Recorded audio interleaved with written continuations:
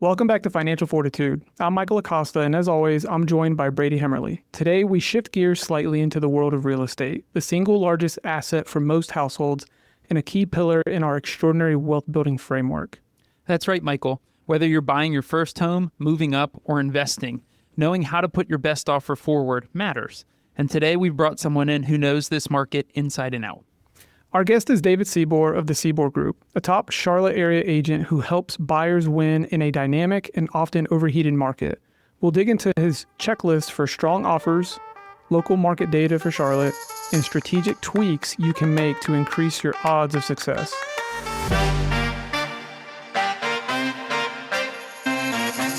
Welcome to Financial Fortitude, a podcast for high earners, families, and business owners. We are your hosts, Michael Acosta and Brady Hemmerly. Each week, we bring purpose-driven financial guidance to you so you can be assured you're on the right path. If you're looking to become an extraordinary wealth builder, let's dive in. David, thank you for joining us. It's wonderful to have the opportunity to spend some time with you today, and really appreciate you opening and inviting me into the conversation to talk about residential real estate and what it takes to win in today's market. Yeah, today's market is one that is unique. For the past couple of years, I would say, and again, you'll know better than us, but it's been somewhat of a flat, if not sideways market, just throwing out jargon that's used in the media or even in blogs. But coming out of like 2022, 2023, homes hit what I would consider, in my mind, historical highs, price point wise, locally here in Charlotte, and I would assume nationally in certain geographical areas. But coming into 2025 with conversations of the Fed cutting rates and things of that nature, home prices have kind of stayed relatively flat. Some have dipped in certain areas, and homes were sitting on the market for a little bit longer. So it's kind of a weird market, and I'm sure you'll share more. But, this is almost, in my mind, and Brady, you can chime in here, the 2.0 version of episode 24 that you and I had, where we had that heated, fun debate on whether or not renting was a waste or if homeownership was too expensive in today's market. Yeah, I'm excited to kind of walk through David's thoughts on where the market is today, how buyers or perhaps sellers can come to the table with the best offer. But before we jump into that, David, can you just give us some background on how you got into the industry, what markets perhaps you've worked for in the past, and just what your group looks like for our listeners out there? Yeah, absolutely. So I've been in residential real estate sales full-time now for 10 years, affiliated with Keller Williams, really from the onset, and have continued to hang my license with their office in Ballantyne. I feel like it was really a great cultural match, follows God, family, then business.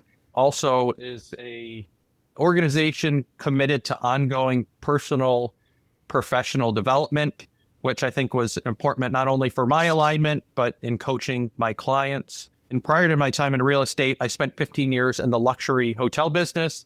Had the opportunity to work with Four Seasons and Ritz-Carlton resorts and hotels throughout the United States, and really see my time here in real estate as an extension of my time in the hospitality business.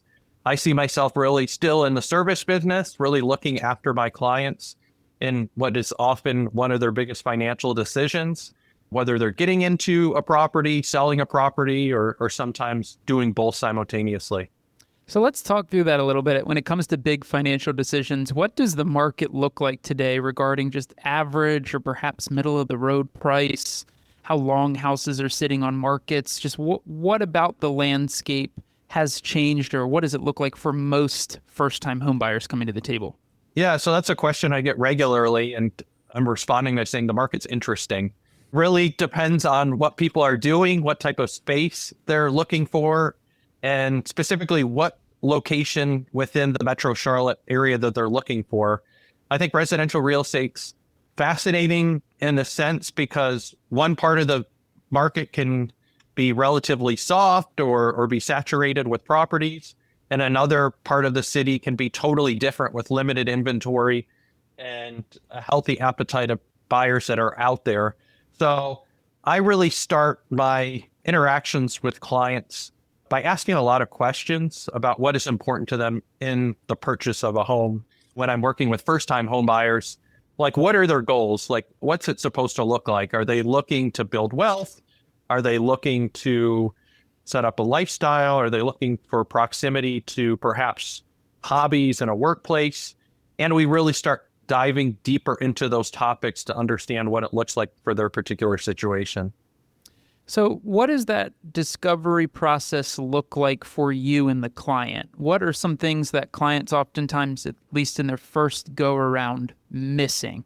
Hey, I didn't think about that, or hey, I hadn't even considered what was some of the things that you've really brought up in the discovery process. Absolutely. I think it's important, especially when I'm working with more than one decision maker, if it's a couple, two people buying a property together, that they have the conversation amongst the group. Sometimes they can be thinking about these ideas or exploring them online or on their mobile device on their own, but it isn't until they put it out in the open that you realize, especially when dealing with multiple people, there may be some alignment, and then there may be other times when the parties are running in opposite directions. And a real estate purchase involves some logic. It also involves some emotion.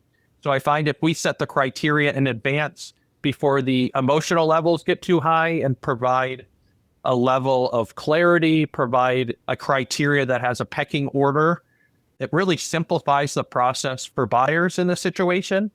And it provides some sort of guardrails that I can coach them to. I always allow my clients to be in the driver's seat of the decisions that are made throughout the process, whether we're talking about terms, the properties we pursue, all those specifics. So I want to be able to either nudge them to action if the property we're considering seems to be matching the criteria that they've established. At the same time, I want to be in a position to play devil's advocate if they're suddenly pursuing a property that seems radically different than what we originally set out to purchase. It really sounds very similar to the day in life of what we do with our clients interaction wise, right? Like we very frequently on our podcast, will refer to the mathematical equation and the emotional equation, right? They're not always one and the same, but to navigate both and find that order of operation to figure out, okay, which decision out of these all good answers is the best answer based off of where your heart is and what makes sense for your current situation.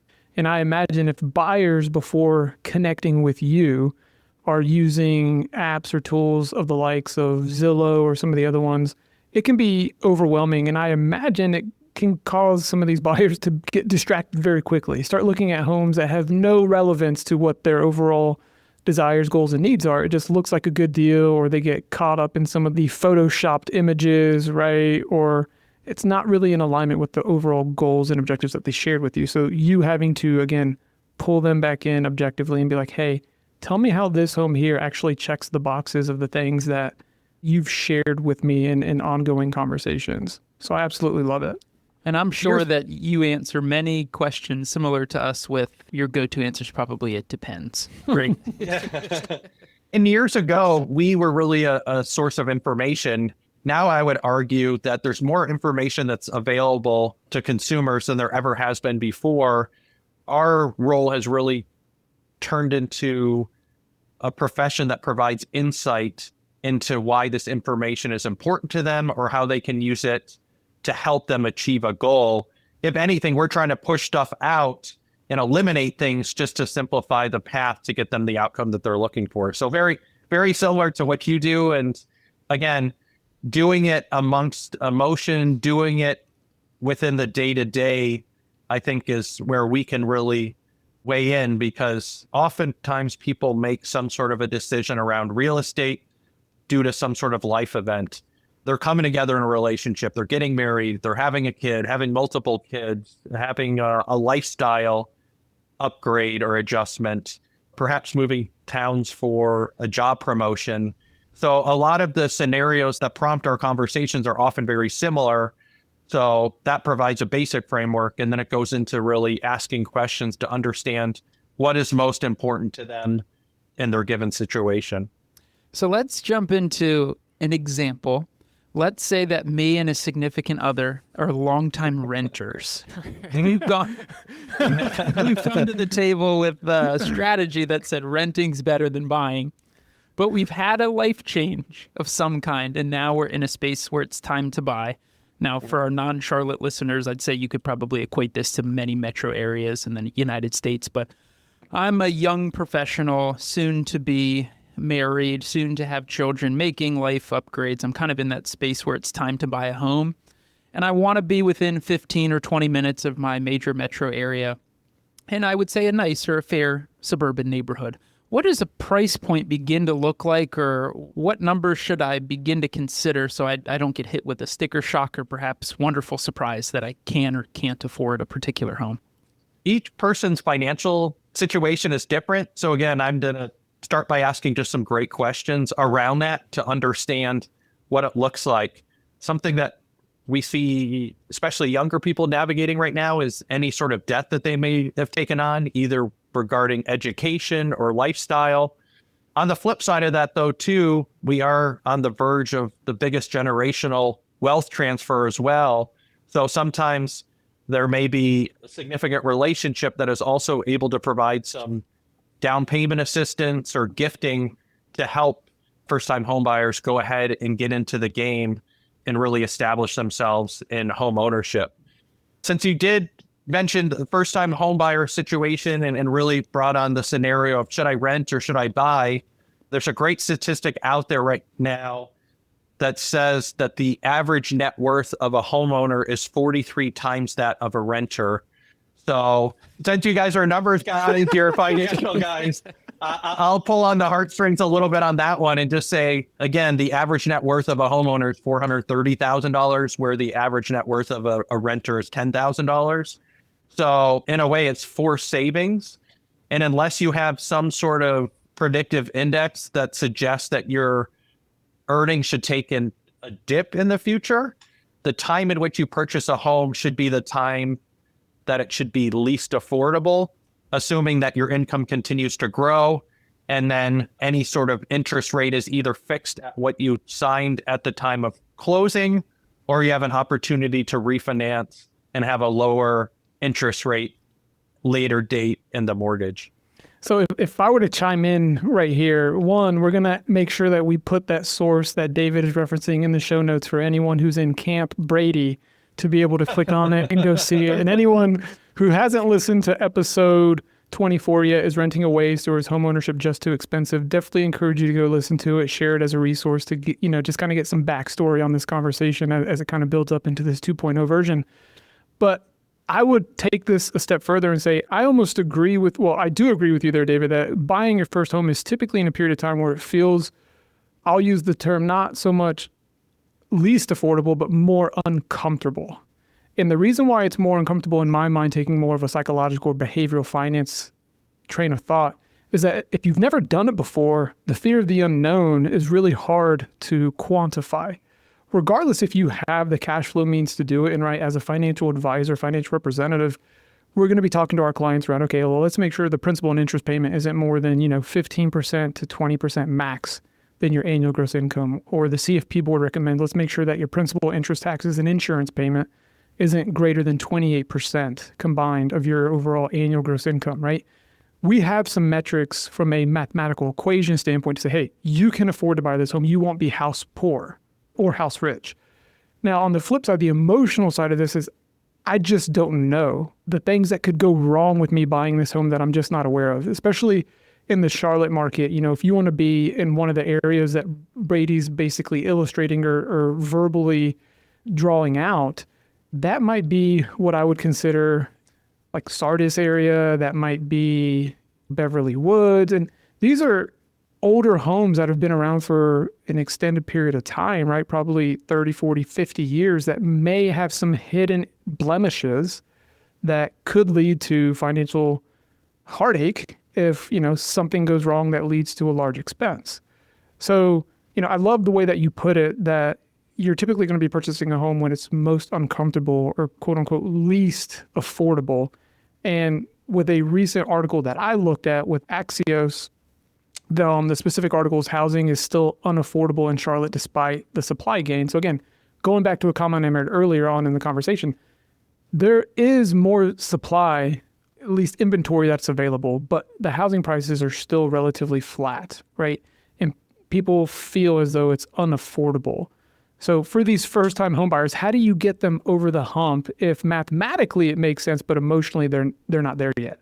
It starts really with a conversation to remind anybody that's about to step into something big, especially if it's their biggest financial decision, that other people have done it before them and have faced the same things that they're facing today, and they still found a way to land a desirable outcome. I'm a big believer in following mentors and people that have walked the road ahead of me, because I think the knowledge gain that you're able to acquire, the time savings you're able to acquire, if you simply hitch yourself onto somebody that has lived a little bit more or has the knowledge base that you're looking for, can help you step into action when you feel uncomfortable or may feel frozen and not want to take action. I think it's probably no different than people stepping into your space, trying to plan for the unknowns of the future financially. There always could be the what if, or something like you alluded to could go wrong with the house. Yet fortunately, there's going to be people that can help them fix an issue if something comes up with the house. It's sort of like buying a car. Like if you ever thought you could get a car accident or a flat tire, people know that buying a car, but they still do it anyways. I think the whole same holds true for a home, and it serves as one, housing. So serving one of your basic needs. It's a financial investment, and it's a place where people really can look to, if it's their primary residence, to build memories with those people that are most important to them. So if we jump back to the example, if I'm looking for a home, more major metro area within 15 to 20 minutes commute in a nicer part of town, or at least a part of town that I'd feel comfortable raising a family, price range between $400,000 to $600,000 for a starter home. Does that sound way off base or kind of in the realm of average from what you're seeing?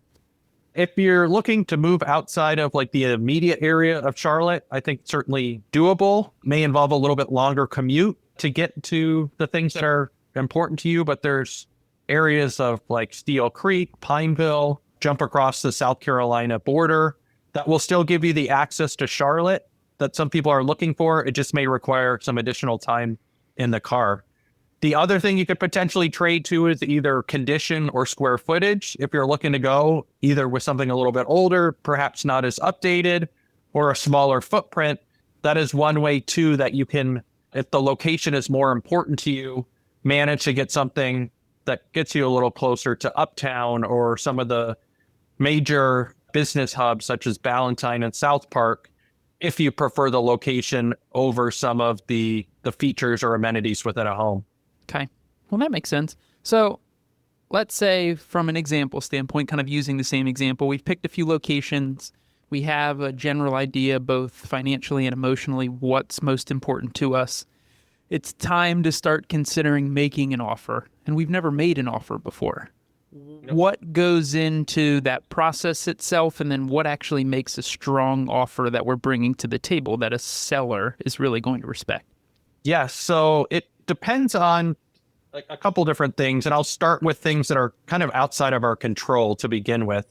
If it's launch weekend on a property, fair amount of showing activity, the type of offer you're going to write in that type of scenario may look a little bit differently than a property that's been on the market for 100 days and is sitting empty.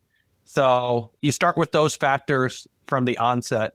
The next question is simple, and I feel like it's sometimes underrated by a lot of buyer's agents out there. Simply pick up the phone and call the listing agent and ask them what is important to the seller in the sale of their home. I think that does a couple different things. It tells you kind of the criteria that's most important. Oftentimes, people's minds immediately goes to price. And I'll say that that's arguably one of the more important factors, but it's not always the most important factor. I'm finding in this market right now, people are looking for a level of certainty that's very important to them. They want to know that the deal's going to go through. They want to know that they can start plotting their next move. So if you can provide a higher level of certainty, that could be very valuable to a seller in this type of market. I think also understanding the timeline that is important, and that could be shared sometimes by the listing agent. Some sellers want to be out quick because they have somewhere to go, or the purchase of their next home is contingent on the sale of this house, so they want to have a quick contract. On the flip side, some sellers, due to either work timelines, vacations, social commitments, want a little extra time to move out of the house because they have those demands on the schedule, or they don't yet know where they want to go. So simply asking those questions will give you a good framework. If you're not able to obtain any additional information, though, I think running comps, understanding how the home is priced to understand, hey, is it priced correctly in the market? So you can determine the right purchase price to put on the offer, providing due diligence that strongly supports that and shows a level of commitment is another way to affirm your commitment and the buyer's commitment to successfully get the deal to the finish line. David, I'm curious, you brought up the point of reaching out to the listing agent and trying to figure out more, I guess, objectively, what is most important to the seller. Is there ever a moment or time where the seller isn't necessarily accepting the highest offer made, but there is a different attribute or characteristic to an offer that they gravitate towards, right? Like, I think when we were buying our first home as a young family, we were told include a handwritten letter that just speaks to what you find in the home that is attractive, how you can envision you growing your family there, different areas of the home that really caught your eye, and like illustrated an example of what you and your family would be doing in that nook or in that kitchen area, whatever it might be, right? Making memories, and how that could beat out the highest possible offer made if you're not in a position to be that highest offer. Totally. Sometimes the number is most important. Other times it's not. During kind of the COVID years, like our industry really rolled out some guidelines that prohibited us from including letters in offers now, which is a bummer because there is sometimes a human connection there. Yet they really wanted to make sure that terms are being represented equally amongst buyers that were interested in the home. So that might have been a practice that was used for. We've really gravitated away from that in our industry. So I think part of the reason of reaching out to the listing agent as well is to create some sort of a rapport in a professional manner, just to sound interested, talk about what's important to your clients, find out what's important to the sellers, just to create that chemistry in advance. So if you are competing against any other offers, you can present your way and your client in a way that seems like you're going to be reasonable people to work with in a transaction. Now, working in the business for 10 years, I've come to realize that there's some deals there's a nice flow to the transaction, and all parties, buyer, sellers, buyer agent, listing agent, are all working towards a common outcome. And then there's others where it could be a bumpy start at the beginning, and typically that's an indication that it may be a bumpy ride all the way to the finish line. So just knowing that, and I feel like it's really helped clients win in these type scenarios. I'm going to come back to the whole topic of due diligence as well. What I find is, generally speaking, that a new property to the market, due diligence and earnest money combined can be about 1% of the purchase price. And oftentimes it's split 1/3 towards due diligence, 2/3 towards earnest money. If a buyer is really interested in the home, it appears to be in great condition, priced correctly, that's when it's an opportunity for buyers to put up more non-refundable due diligence money. Again, it shows more skin in the game, more commitment. And if the buyers really want to stand out, it's an easy way to not cost them more in terms of purchase price, because as long as the deal makes it to the closing table, ultimately that due diligence money will just be prepayment of the buyer's down payment. David, so I have another question, and this is really more so in the camp of market cadence or market timing, right? So, there is a talking head in the media out there that recommends and encourages home buyers not to put an offer in until they can at least put 20% down, right? And there's a ton of memes out there that I think are hilarious where it's someone, sitting in the shower, crying with all their clothes on and the water's just running, and it's like, waiting until I have 20% to put down on a home, but home prices keep jumping up, right? Basically being timed out of the market. And in my mind, the best time to buy a home is when it makes sense based on your goals and the cash flow allows it, which has nothing to do with putting 20%, 15%, or 10% down. So from a market timing or market cadence perspective, let's use that young professional couple again who is wanting to dip their toe in the real estate market to buy their first property, right? First time home buyer. If they have the mindset of, hey, because homes are starting to sit a little bit longer than average the last couple of years, we think, or we're hearing, or we're reading that there might be a quote unquote housing market correction. Home prices are going to drop significantly call it a deep discount. Based on what you know about at least the local market, since that's where your footprint is, do you think they run the risk of potentially being priced out again, similar to buyers who were waiting in 2019, 2020? Or do you think there could potentially be an opportunity for a discounted buying opportunity? You obviously don't have a crystal ball, so this is purely just bias and opinion. So there's a great statistic from the Charlotte Regional Business Alliance that shares that 156 people are moving to Metro Charlotte daily. So based on that statistic alone, I really see it as an economic formula of, all right, there's going to be more buyers or potential buyers in the area than there are going to be homes. So from a local perspective, to me, that represents there's going to be good stability in the market, because I don't see really a strong exodus of people that would increase the surplus of homes in the market.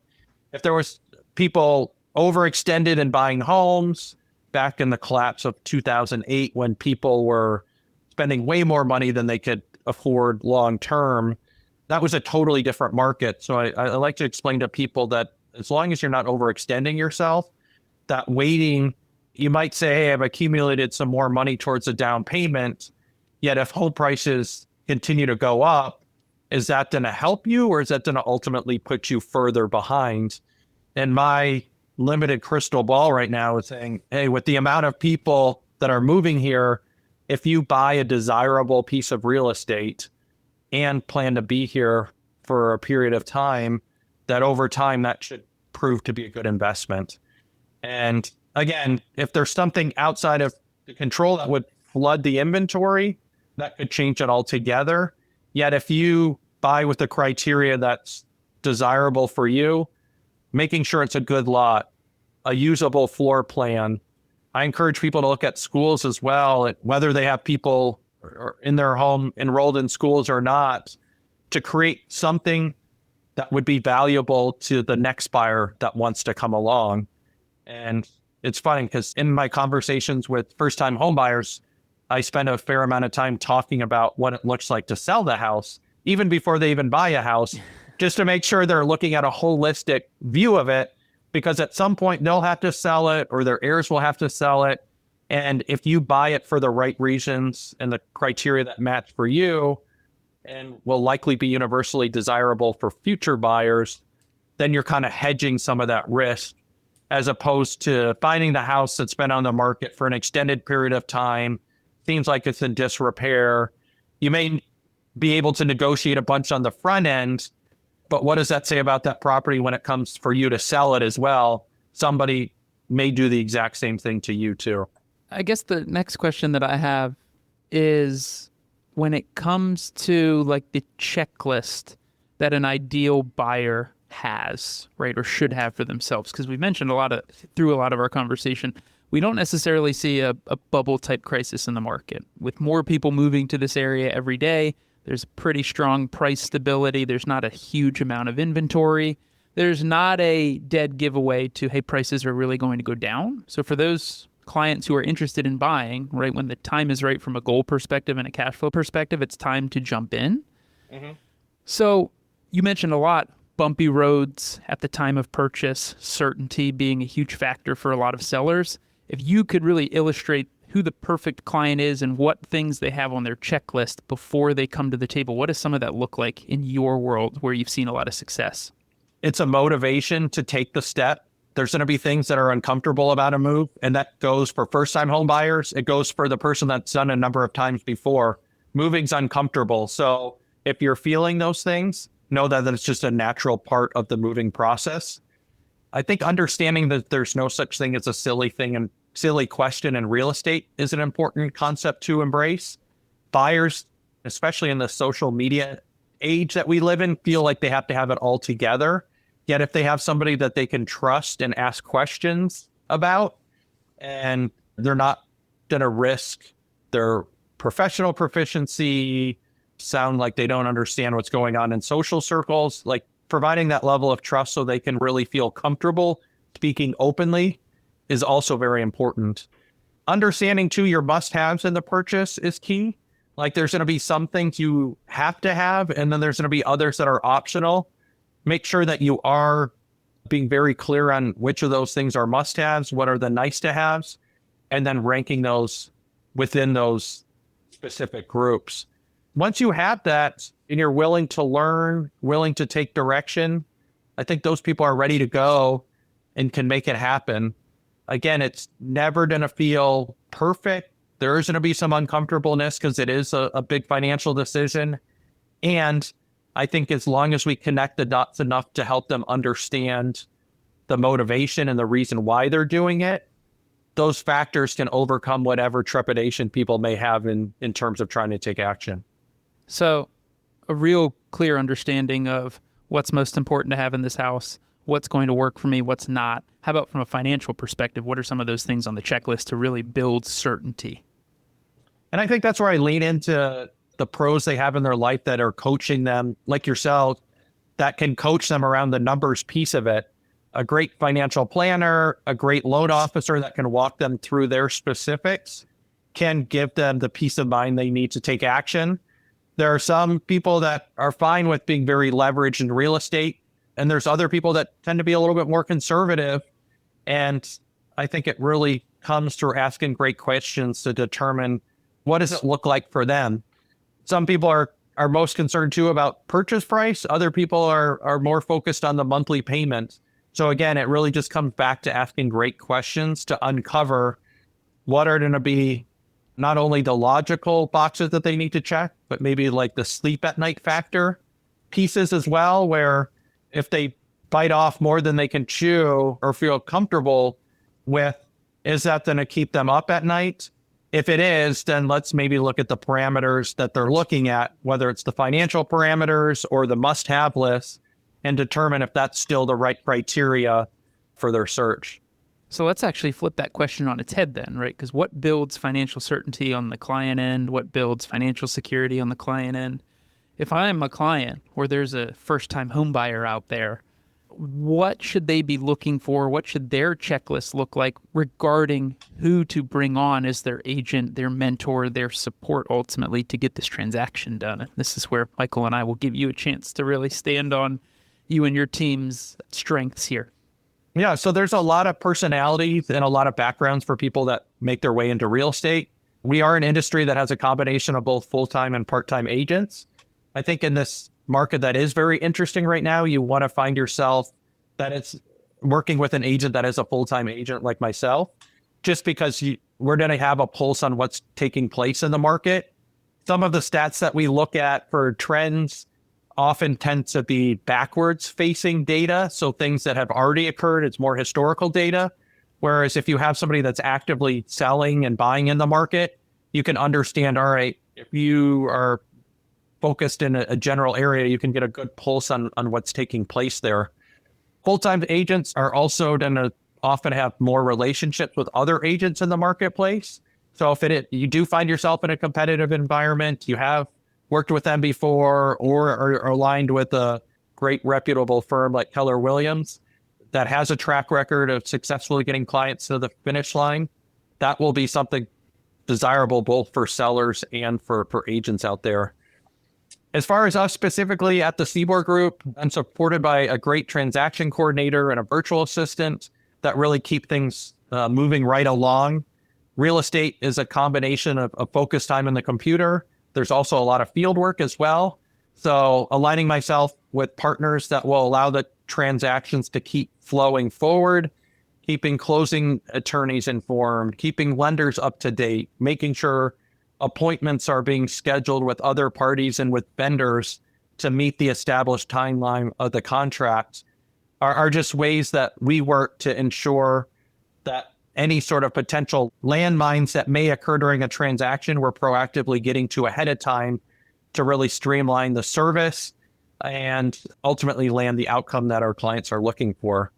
I think that's really where I lean into my time with Four Seasons and Ritz-Carlton hotels. I learned to take care of people in those spaces, and we've really looked to apply that sort of concierge and white glove service to our clients here in real estate. So one last question as we start to wrap things up, David. Can you share some hidden risks that home buyers should be aware of when going down this path? You've already provided the checklist, but what are some of the hidden things that they need to be aware of? And also, what should our listeners be considering as far as questions to ask a potential agent that they might be going under contract with if they're going to dip their toes into the real estate market? So I think people that are closest to us, oftentimes family members or close friends, like to weigh into real estate conversations. Some of those conversations can be helpful and beneficial, be intended to point people in the right direction. Sometimes they're not always helpful. If somebody hasn't bought a house in an extended period of time, it's been 30 years since they last made a transaction, yet they had one thing that really stood out to them, and they're maybe getting a perspective that isn't really relevant in this market, I would just caution them to say, heed any advice from people that you appreciate, have great relationships with, and will continue to have relationships with. Make sure you're hearing them. At the same time, though, understand how it relates directly to your situation and determine if that really makes sense. I think also understanding what type of market you're buying in. If you think that winning in today's market means that you're going to get a substantial discount off the purchase price, if you're shopping in a hyper-competitive environment, trying to get a discount may not be the winning formula, especially if you have a line of people that are looking to get into that space and are willing to pay what the market suggests it's worth. And if you don't win that particular property at this moment in time, and that sale actually increases the perceived value or the historical value of that area, not only will you not be paying the price that's of today's sale, but oftentimes if the market continues to appreciate, you'll be paying more for that particular property when it appears in the future. Going down the line of like, what should you be asking your agents? I'll say again, ask them if they're full-time or part-time agents. Find out what have been like the great wins for them and their clients in the past. Like what has allowed them to stand out when they've worked together in challenging transactions that have allowed them to still get the desired outcome and look after their clients' best interests. And then I would find out what their source of business is as well. There are a number of ways to be very successful in real estate. We've built a business here at the Scibor Group based on referrals from clients and people we know in the community. So we really have done that because it's the way we enjoy doing business. We also know that in order for us to continue to stay in business and continue to build a business, that we're going to continue to look after people because we want them to know that, hey, we're looking after you, and we would be somebody that would be easily referable to family, friends, or business colleagues that are also looking to make a move if we've been able to take care of them at a high level. Awesome, David. Thank you for giving us that breakdown. If our listeners want to learn more about you, your team, your business, where can they go to follow you, whether it be social media, website, so on and so forth? Yeah, so the best way to find me is on LinkedIn or Facebook. You can find me at David Scibor. And if you want to reach out to me directly, feel free to text me or call me direct at 704-808-0909. Well, David, thank you so much for sharing both your experience and insights. You've given listeners a clear roadmap for how to approach the offer process in general and in the local Charlotte area with discipline, purpose, and strategy. Whether you're buying now or planning ahead, remember, getting the right home fits the broader picture of your financial life. Use a builder's mindset, designing the plan, bringing in the right partners, and executing with efficiency. And to our listeners, if you found value in this episode, please subscribe, leave a review, and share it with someone you know who's gearing up for a home purchase. If there's a question or topic you'd like us to break down in an upcoming episode, we'd love to hear it. Just submit it at www.genesiswealthplanning.com/AMA. And until next time, keep building wealth with purpose, buy with clarity, and live with financial fortitude.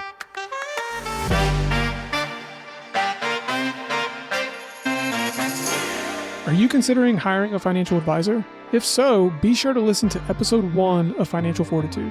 In this episode, we discuss the reasons why many people choose to hire a financial advisor and highlight the key qualities you should look for in the financial professional you decide to work with. This podcast is for informational purposes only and is not to be construed as tax, legal, or investment advice. Although the information has been gathered from sources believed to be reliable, please note that individual situations can vary. Therefore, the information should be relied upon only when coordinated with individual professional advice. Guest speakers and their firms are not affiliated with or endorsed by Park Avenue Securities, Guardian, or Genesis Wealth Planning LLC, and opinions stated are their own. Guardian, its subsidiaries, agents, and employees do not provide tax, legal, or accounting advice. Consult your tax, legal, or accounting professional regarding your individual situation. All investments and investment strategies contain risk and may lose value. All scenarios and names mentioned herein are purely fictional and have been created solely for educational purposes. Any resemblance to existing situations, persons, or fictional characters is coincidental. The information presented should not be used as the basis for any specific investment advice. Michael Acosta and Brady are registered representatives and financial advisors of Park Avenue Securities, LLC, PAS. Securities, products, and advisory services offered through Park Avenue Securities, member FINRA, SIPC. Financial representatives of the Guardian Life Insurance Company of America, Guardian, New York, New York. Park Avenue Securities is a wholly owned subsidiary of Guardian. Consolidated Planning Group, Inc. and Genesis Wealth Planning, LLC are not affiliates or subsidiaries of Park Avenue Securities or Guardian. Michael Acosta's California Insurance License Number 0M50974 and Brady Hemmerly's California Insurance License Number 4353077. 7237198.26. Expiration 11/27.